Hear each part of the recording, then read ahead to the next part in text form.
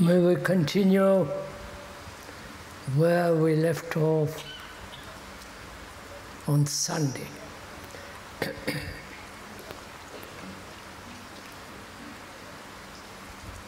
We have been talking about various issues and problems of life.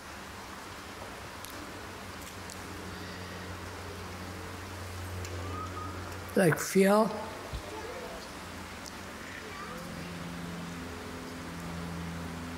relationship, and the conflicts that one has in our daily life.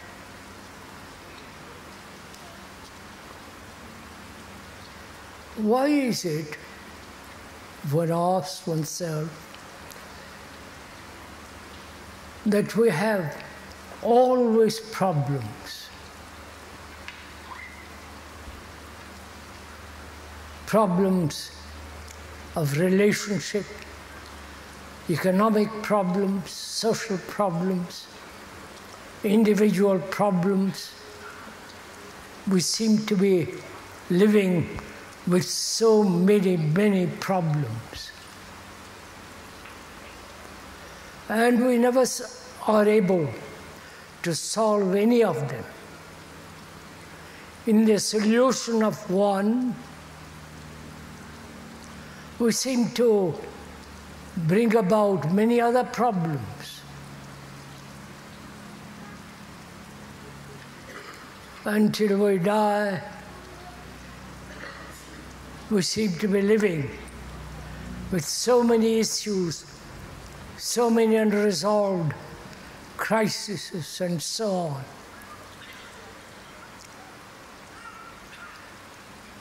If one is at all aware, at all concerned with our daily life, can one ask why we have these problems?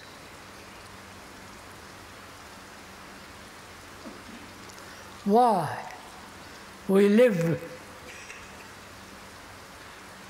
with so many issues, so many demands,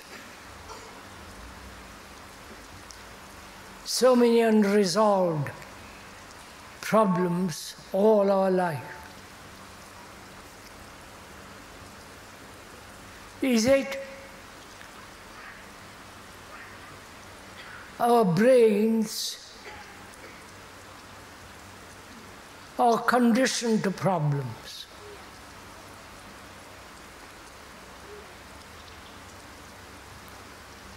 From childhood through school, college, university, if one is going through that process, every level of education have conditioned the brain to problems. Mathematical problems, problems of skill, problems of various disciplines that one goes through. Is it that our brains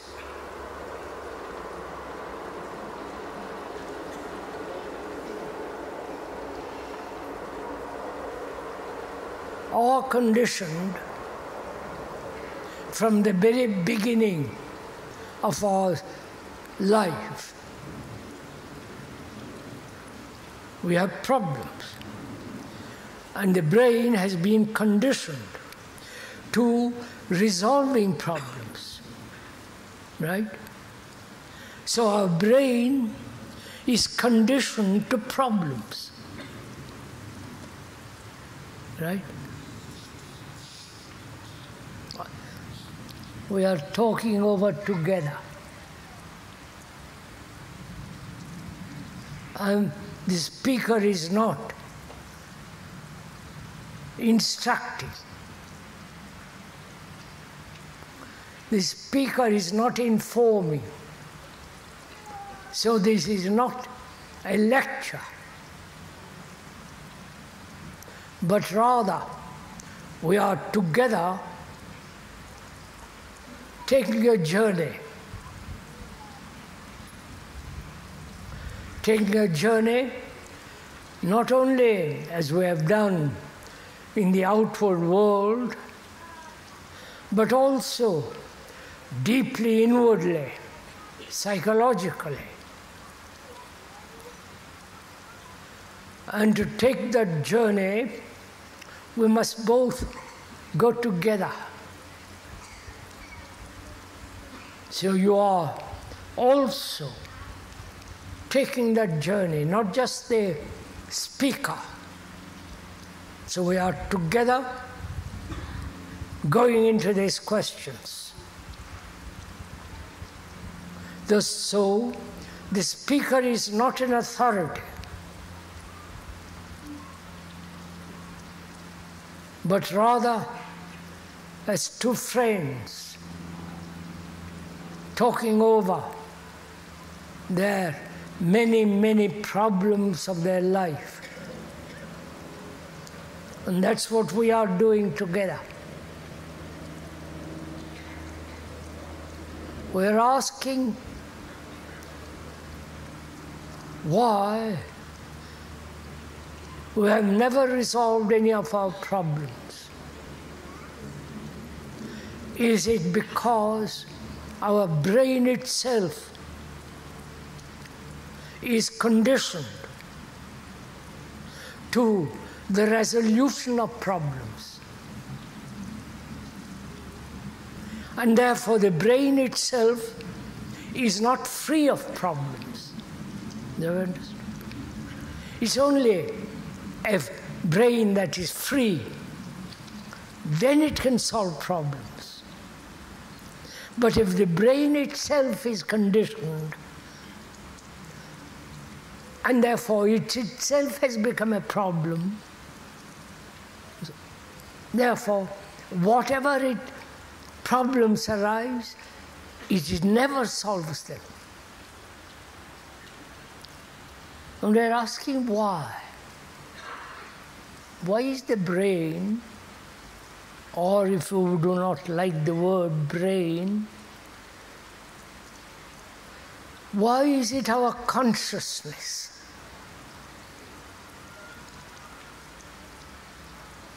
which we shall talk about presently? Why is our consciousness so entangled? So many issues. And when our consciousness, which is what we are,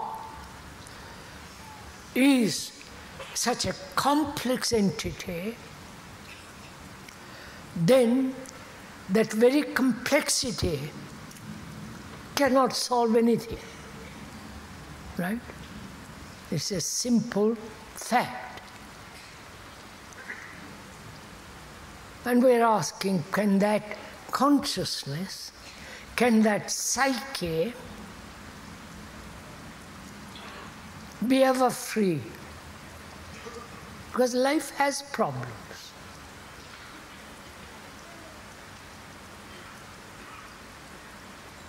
Life has constantly throwing up problems.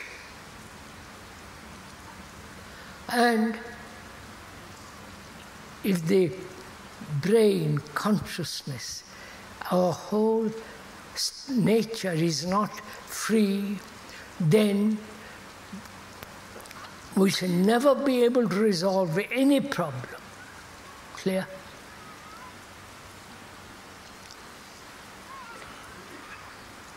Are we listening to each other?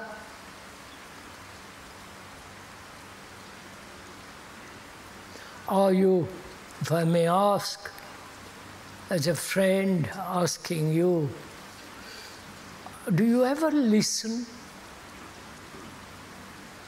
completely, wholly, as you now are sitting there or walking in a wood together, do you ever listen wholly or only partially? If one is listening partially, in a state of distraction, then you do not give your whole attention to listening. Do you ever listen completely to your wife or husband? Or you already know what he's going to say or she's going to say? Because you have lived with her or him or she or so on. And so you've got used to her voice or his voice, his usage of words, his repetitive responses. So you almost know what he's going to say before he begins to speak. Are we like that?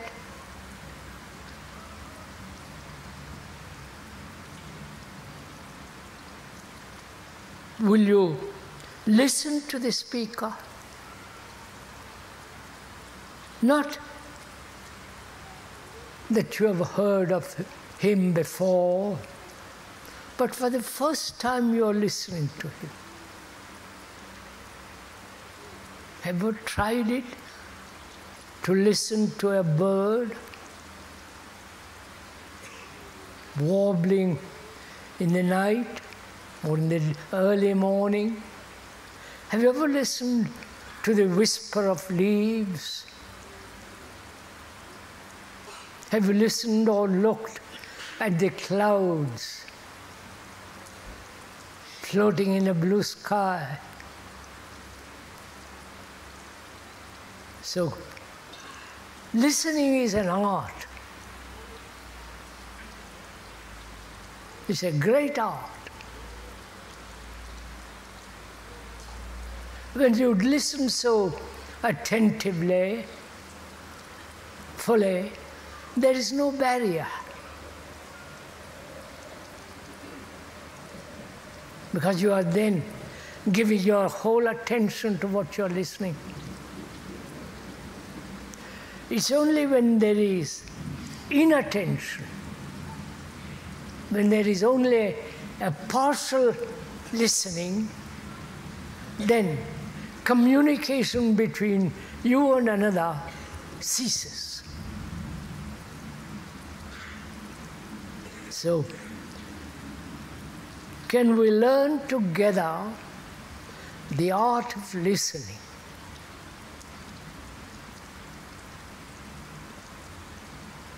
The art of listening.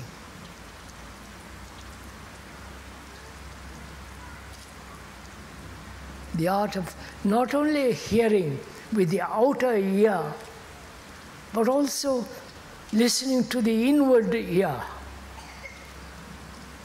Not only to yourself, to hear your own reactions, your own responses, but also listen to what another is saying.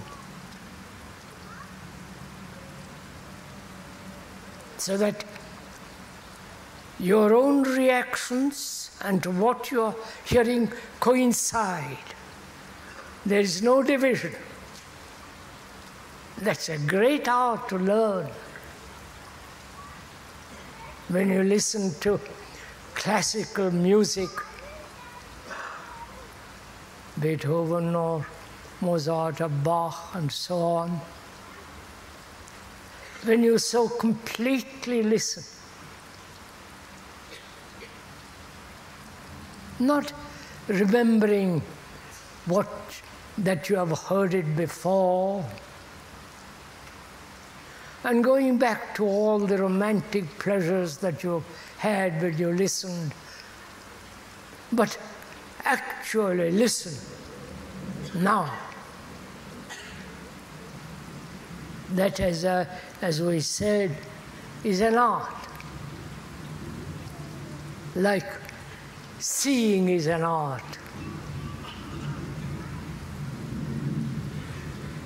Seeing the clouds, the train going by, the beauty of a great cloud. When there is that total perception of beauty, there is no self intervening. The self, the consciousness, with all its problems. So where there is the art of listening and the art of seeing this beauty or the sound of a train rattling by, listening so completely, then there is no self at all. You are just listening, seeing. This is not something romantic. But if you do it actually, then you will see how simple it all is. So we are asking,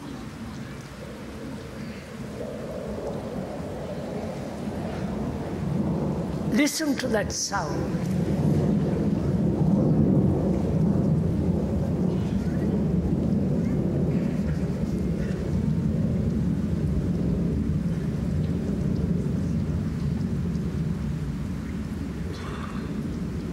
The thunder of that aeroplane.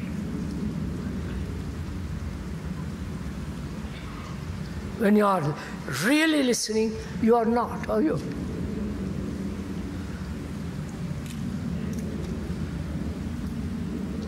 So let's go back.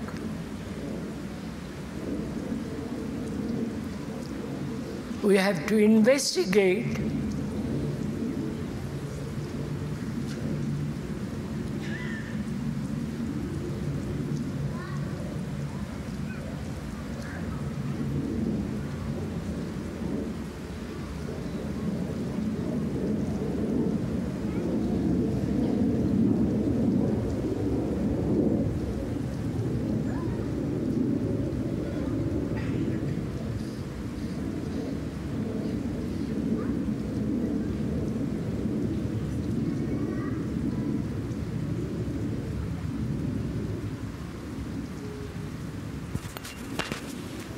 when you are listening to that aeroplane completely, there is no resistance to that sound. When there is resistance, there is or defensive process, then the self comes into being. Right? Praise God.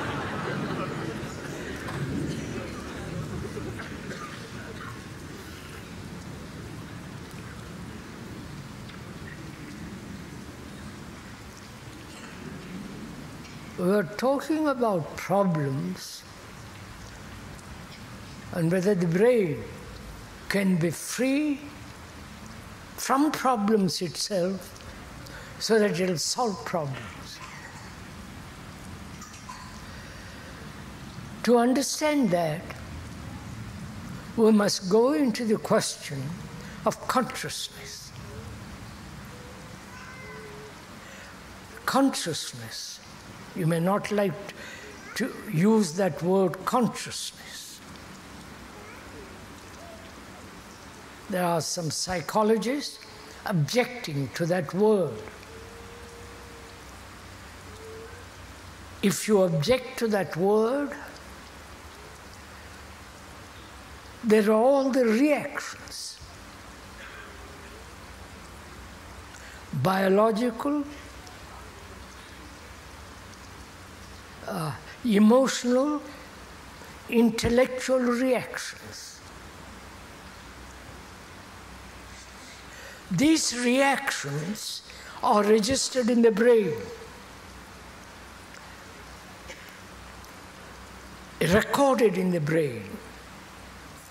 So, the reactions, biological, which is physical, emotional, intellectual, all those reactions are contained in the brain,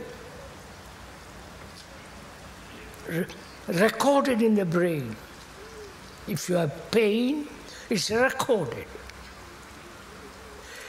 The records, the memories are part of the consciousness. And that consciousness is your beliefs, your reactions, your faith,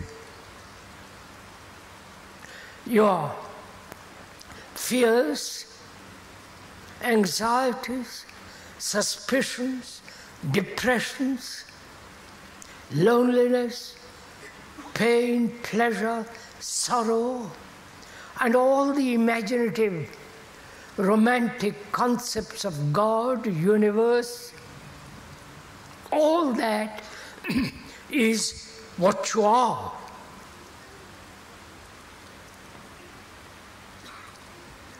Right? All that is your consciousness.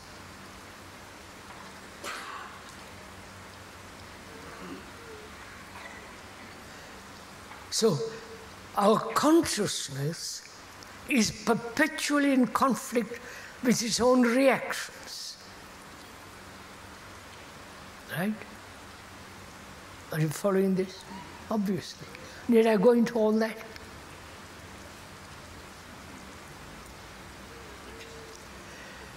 One desire opposing other desires. One opinion against another opinion. One conclusion changing later to another conclusion. One puts aside one belief and takes on another belief. Right? One pleasure and the boredom with that pleasure and demanding another pleasure. So our brain is constantly in a turmoil. Right? That's a fact. Nobody can deny that. So our consciousness, what we are, each one, is the whole content of our consciousness. Right? What you have learned, whether it be skills, what one has accumulated scientifically, what one has accumulated as knowledge, as experience, all that is you.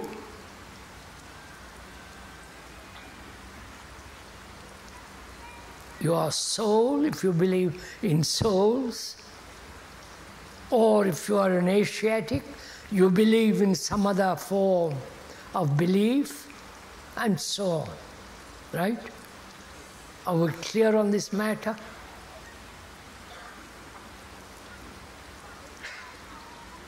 So,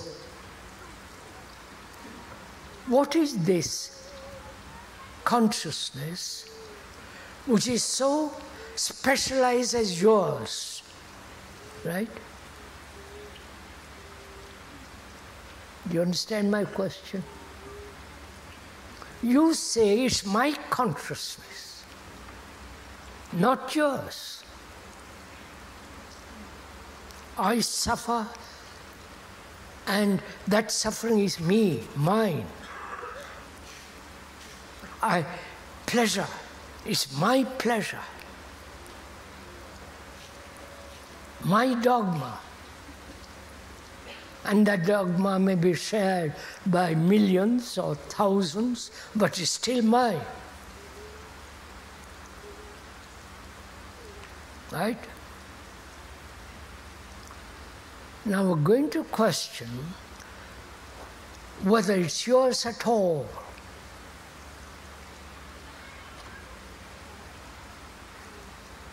We are educated both biologically, socially, religiously, to think that we are totally separate from another. Right? You're a man, another is a woman, child, and an old man just 1 foot in the grave. There is that difference. But in consciousness, are we different? You understand my question?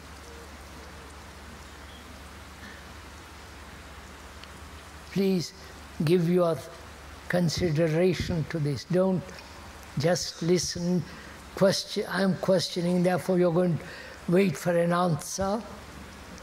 But together we are sharing this question. We have so far accepted that our consciousness, our intelligence, our feelings, our concepts are all mine, are me. And the speaker and you are questioning that fact. That means you are inquiring into it with skepticism, with doubt.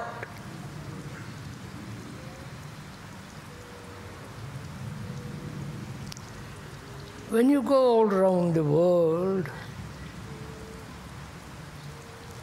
various parts of tiny hamlets, fairly large villages, and great towns of the world, you there find all human beings suffer. They all laugh. They all shed tears.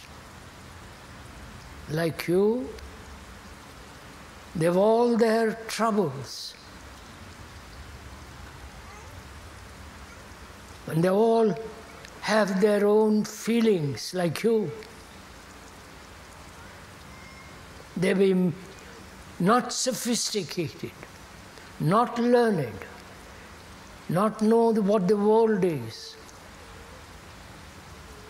But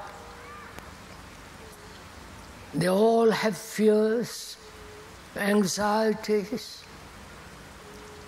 depressions, this sense of deep loneliness, sorrow, and hoping there is something beyond all this misery.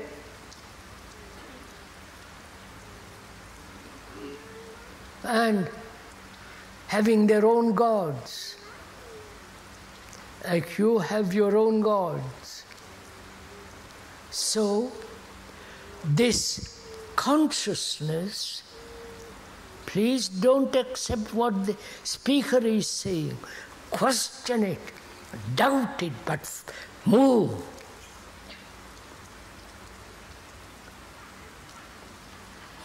So this consciousness, as we think it is ours, is shared by all human beings. Right? Shared by everybody on the earth.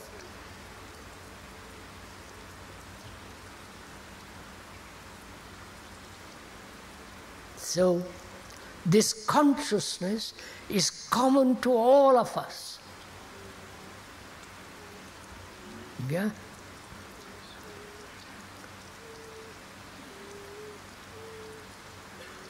The sequence of that all our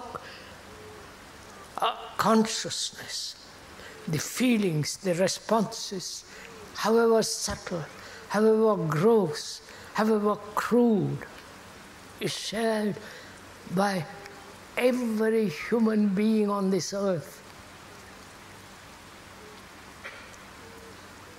So it's not my consciousness, it's not your consciousness, right? This we are going to not accept. Therefore, we are not individuals.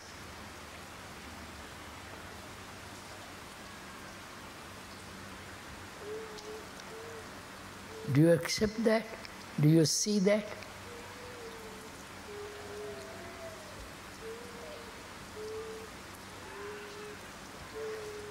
See it logically first.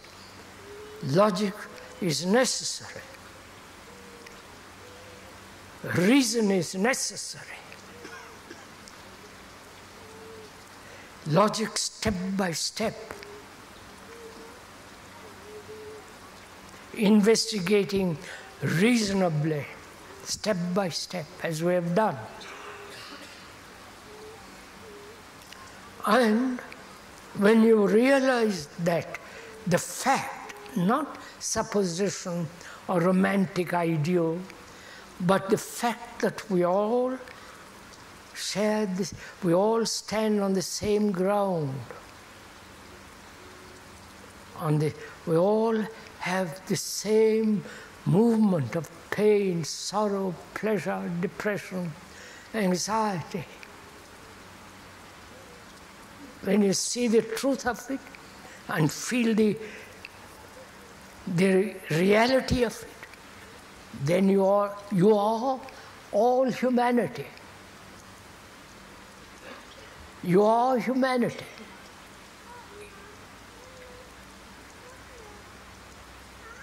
You are not separate and say, well, I'm a Swiss, I'm my own peculiar upbringing. Of course you have peculiar upbringing.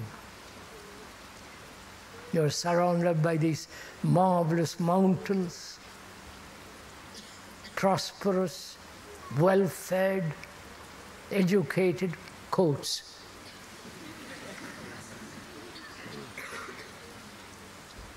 Perhaps a boy living in a small village far away in a foreign country, he may not be educated, he may be just living, struggling, having one meal a day. But he thinks like you thinks. Thinking is common to all of us.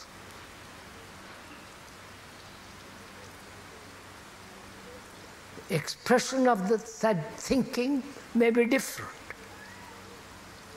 If you are a poet, you might write a poem. If you are a painter, you might do this and that. But thinking is common to all of us. So if you see the truth of it, the depth of the feeling of it, the subtlety of it, then you realize you are humanity.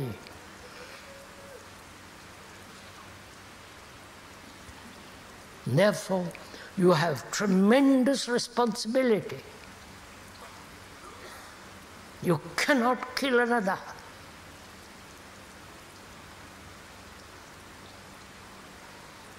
Because then you are killing yourself.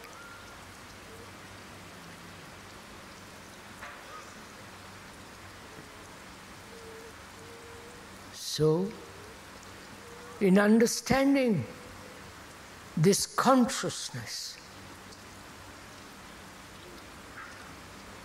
which is, as we said, the whole past memories,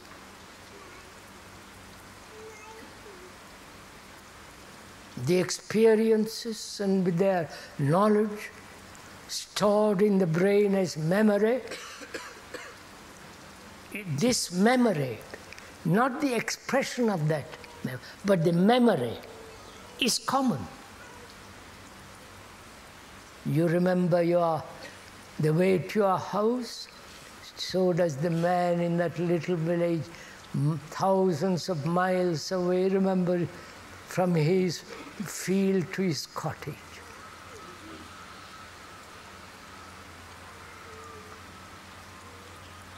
So we're asking,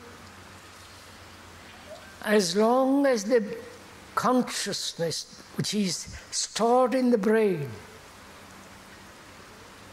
as reactions and so on, as long as that brain is in a state of turmoil, state of problems,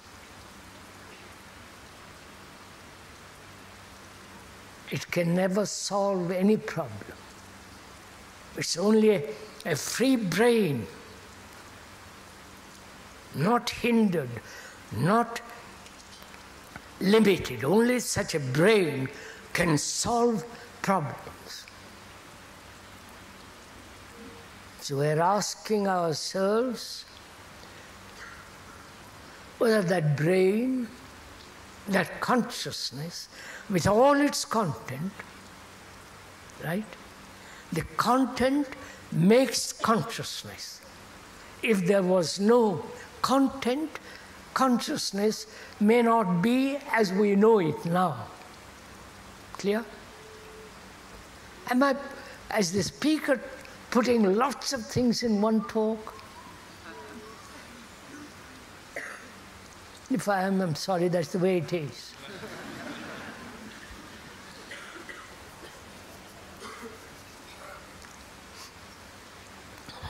Because we're going to, if we have time, go into sorrow, passion, which is different from lust, and what is sorrow. And also, if we have time this morning, we must go to investigate into the whole immense question of death. Because we have only one more talk next Thursday. So we're asking whether this consciousness with its content can ever be free. Not consciousness, but the brain which holds this consciousness, right? This brain which retains all the memories, the past, the present, and the future, which holds. Can that brain, can that consciousness be thoroughly emptied? You understand my question?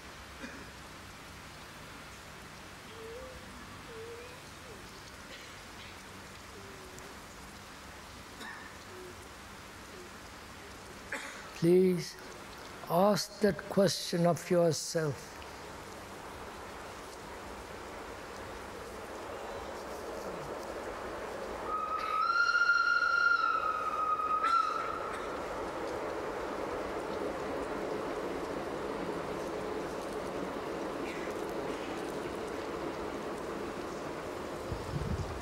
That train have never whistled before.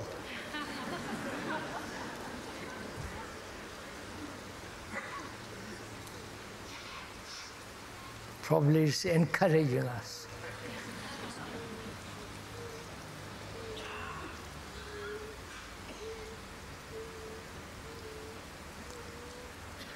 And when we are asking this question,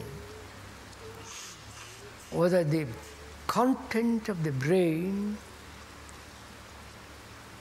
not the knowledge and the skill of daily life, but all the psychological retentions, the recording can be totally be free.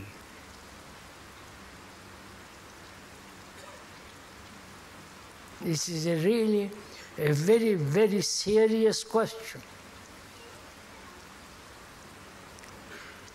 Because we have lived with this consciousness for 40 or 50,000 years.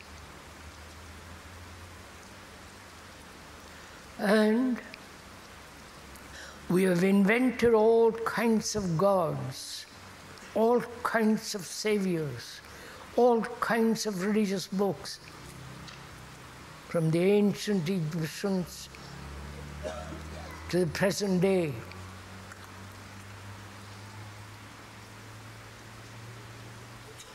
And so we have not only to consider whether it's possible for the brain to retain knowledge in the area that's necessary and not hold it in any other area, which is the psychological, that state of the psyche which remembers,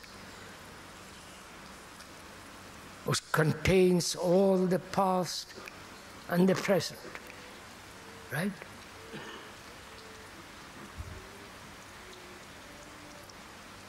So to go into that, must also consider time.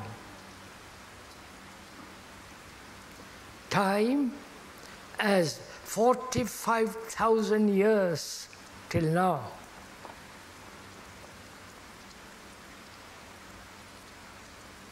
The tremendous duration of time.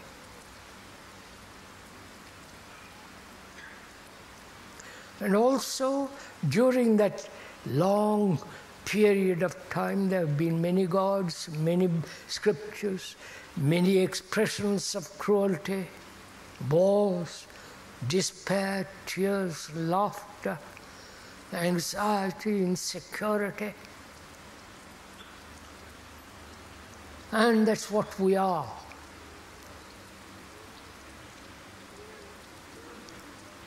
That is, the past is contained in the present. That's clear.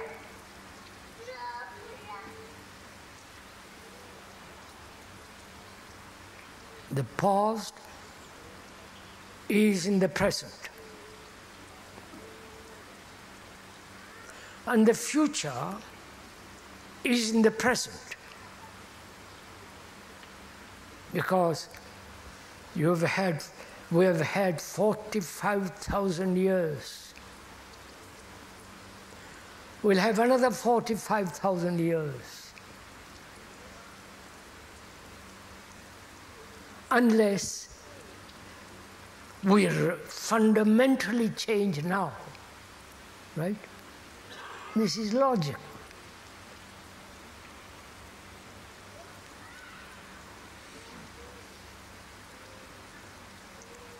So, is it possible for this consciousness to cease entirely with all the troubles, turmoils, all the rest of it? Otherwise, if there is no cessation of all that, you'll be tomorrow or 1,000 tomorrows exactly modified what you are now. Yeah? Right? So, that is death. We'll go into it much more.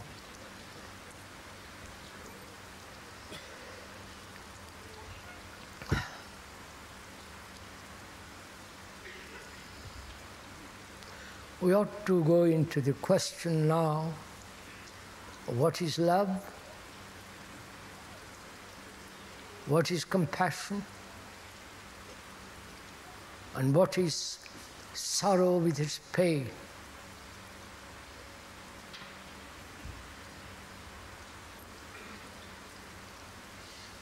Mankind, from the beginning of time, has shed tears.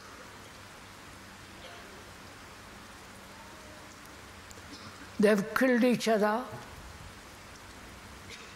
perhaps few at a time, with an arrow or with a club,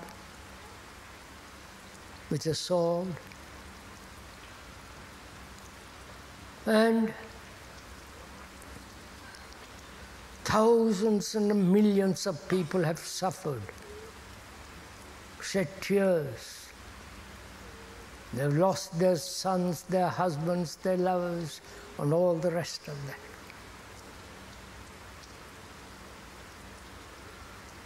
Man has been like this from the beginning.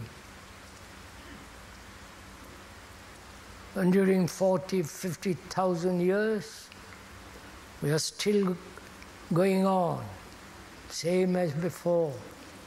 Only now we have marvelous means of destroying millions of people at one blow.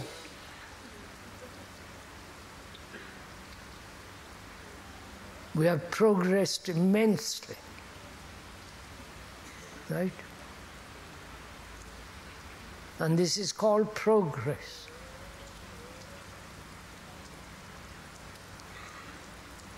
So, during all those 45,000 years, mankind has shed tears, sorrow. They have lost their sons, their husbands, their wives, destroys great cities, and built new cities on the old site. And so on. So, mankind, human beings, have suffered immensely. And we are still suffering immensely. This is not romanticism. This is not emotionalism. This is a fact. And we're not stopping at all. We're going on along the same road, same movement. And we are crying.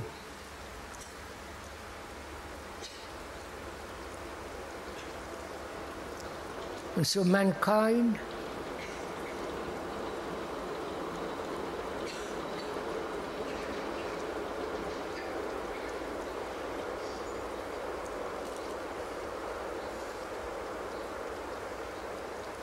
has suffered immensely, as we are suffering now. There is no single human being on this earth who has not suffered, either physically, biologically, or emotionally, or intellectually.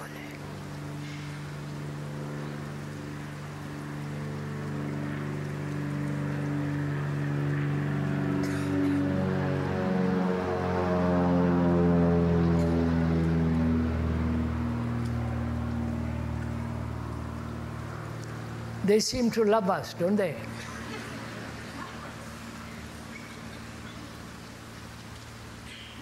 And we've never asked or inquired if there is an end to sorrow.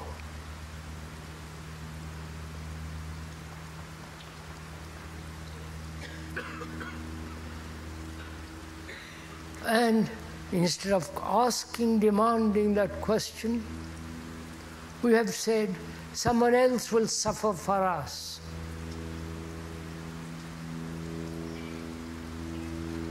As the Christians do. And the Asiatics, including primarily the Indians, they said it's part of karma. You know the Sanskrit word, which means karma, the root meaning of that word is to act. What you sow, you reap. Whether in this life or in the next life, that's their idea. What you sow, what you are now, you will be next life, perhaps slightly modified, next life. So we have taken comfort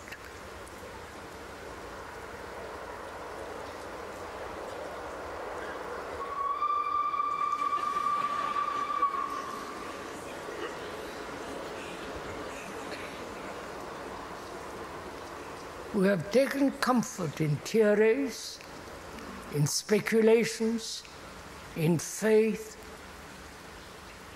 in next life, and so on and so on. But we have never faced the thing. We have never stayed with the thing. We never said, I suffer. I'll live with it and find out why I suffer. Not escape from it. Not run away. Not seeking any form of comfort. That means suffering is like a jewel, great jewel. You know, if you have a great jewel in your hand, you look at it, you marvel at it, you see the beauty of it, how it is set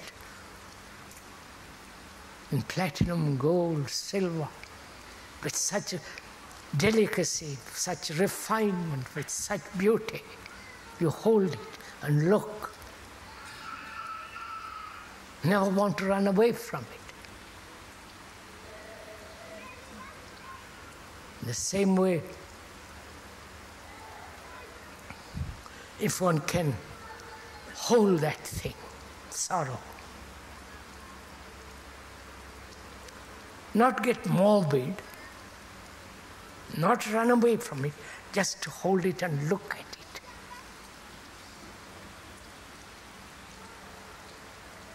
Not as an observer looking at it.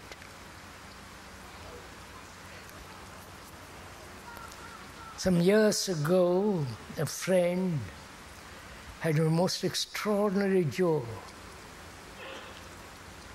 really one of the most beautiful jewels. And he said, hold it for a minute. I held it. The speaker held it and looked at it. It was really the most extraordinary thing, very ancient, very rich and valuable, priceless. And that was something outside of you. That jewel is not part of you, it's there, like that watch, like that microphone, like that camera. But sorrow is you. You are not separate from sorrow. Right? You are sorrow. But we say, how am I to be free of it? Therefore, moment you say, how am I to be free of it, you separate yourself from the fact that you are sorrow. You understand this? When you get angry or greedy You are greedy, aren't you? You are not separate from greed. You are greed. But say, I must get rid of greed, or I must hold greed, or it's so on. You understand? Moment you separate from yourself, from the feeling, from the pain, from anxiety, then that separation causes conflict. Right? So, sorrow is you. Your self-pity, your sense of loss, your sense of loneliness, your sense of failure, your sense of remorse, regret, guilt, and all the rest of it. The sense of great loss of someone whom you have so-called loved.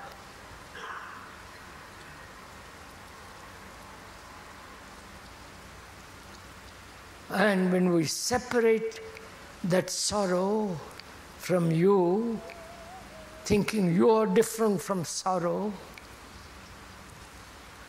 then you want to escape from it, seek comfort from it. But when you are that, because you are that, then you hold it without any movement away from it. Hold it without any thought interfering with it. You're just watching. Then you will say, if you give your whole attention to it, the sorrow ends, never to return again. With the ending of sorrow, there is passion, there is energy, incalculable energy, which is passion. Lust is a passing thing to be repeated. But passion can never be repeated. It's there because there is the ending of sorrow. And most of us have not this passion. Because most of us are caught in pleasure.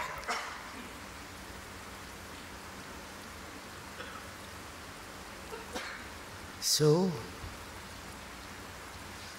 with the ending of sorrow, there is love. If you are suffering, not only physically, but inwardly more, how can you love another? You can have pity, you can have sympathy,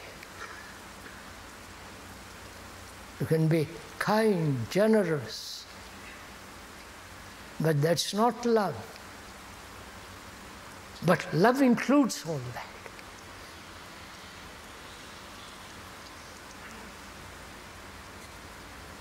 As we have said, we must go into this question of what is love.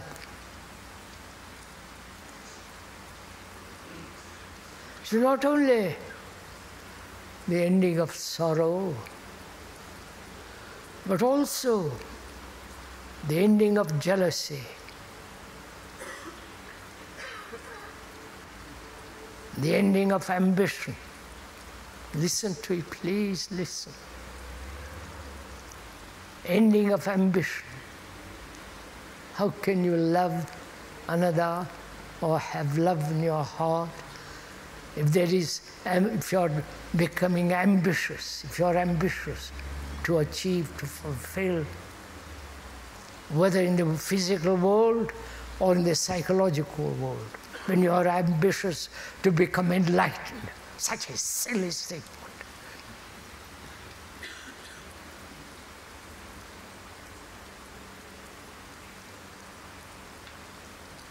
When you meditate, as some of you, probably many people would talk about meditation, they are ambitious because they want to get somewhere.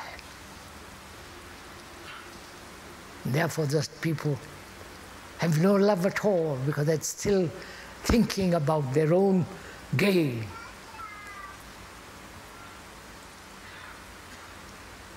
So is it possible to have this extraordinary perfume where there is no jealousy, no comparison,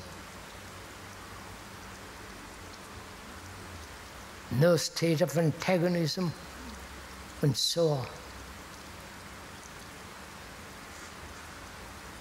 Where there is love, there is compassion. That is, compassion can only be when there is freedom from sorrow.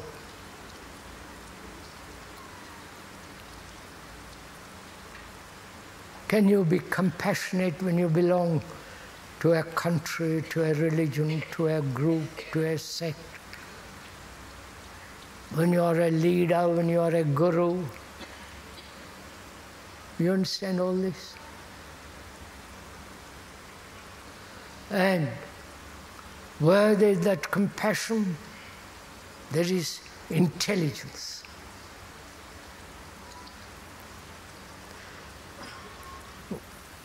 We ought to really go into this question of intelligence.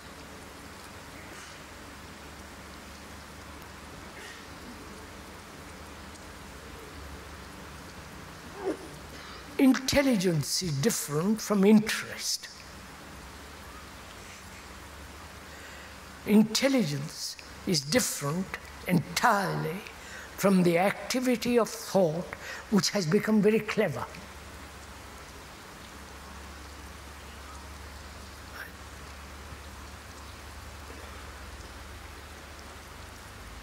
One can be extraordinarily clever in manipulating people and call it love. Right? You understand this?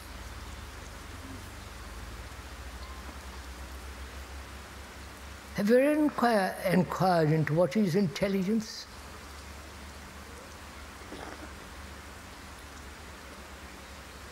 You need a great deal of intelligence to put together a motor. Right?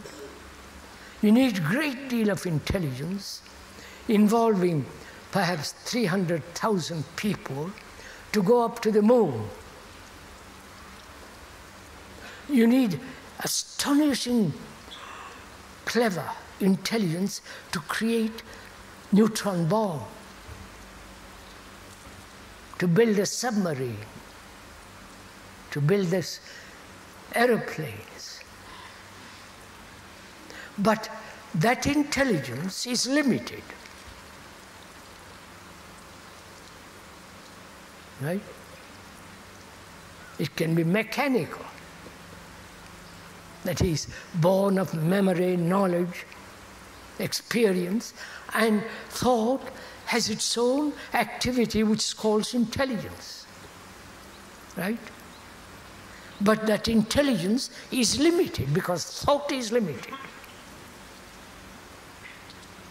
We went into the question of thought.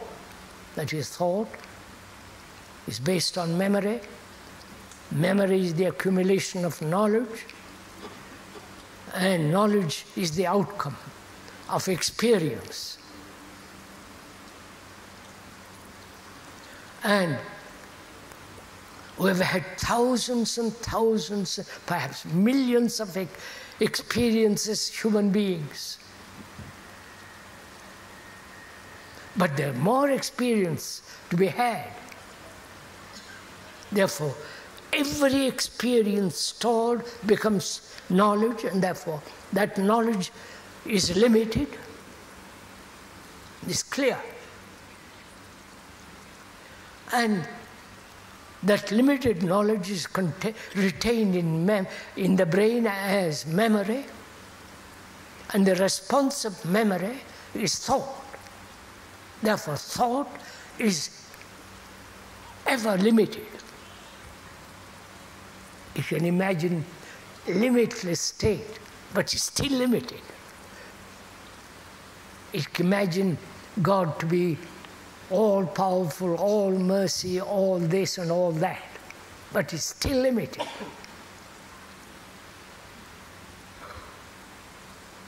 So, intelligence is something entirely different.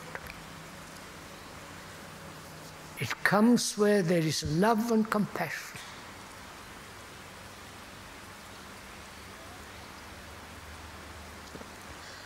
That intelligence is rational, sane, healthy, not limited.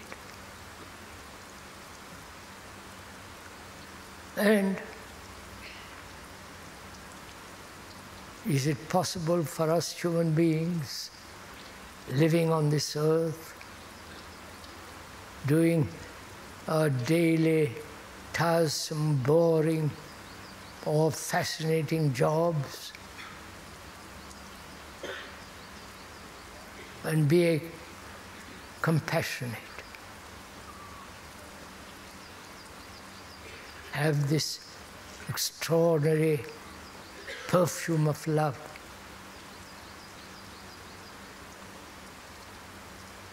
And now, where that is, there is supreme intelligence.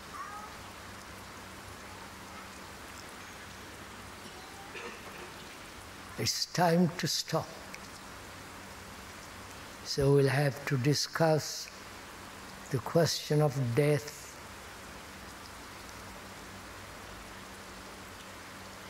and the immense significance of death, and the strength of death, which is as strong as love.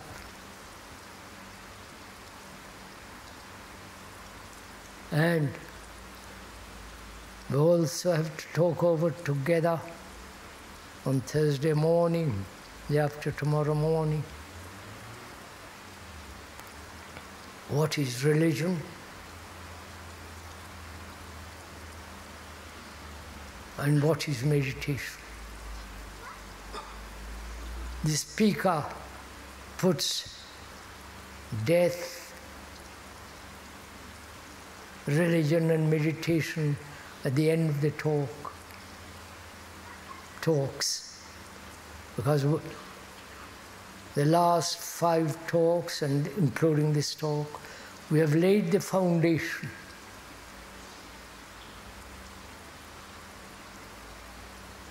And without that foundation, well established, strongly built,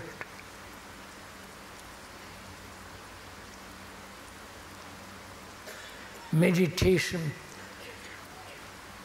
without strongly built, which means having no fear,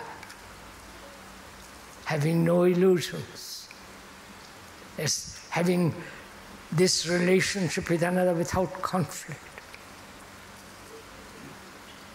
The ending of sorrow, that is the foundation. Then only we can go into the question of what is meditation, not how to meditate, but the actuality of meditation, the actuality of religious life, and the great significance of death.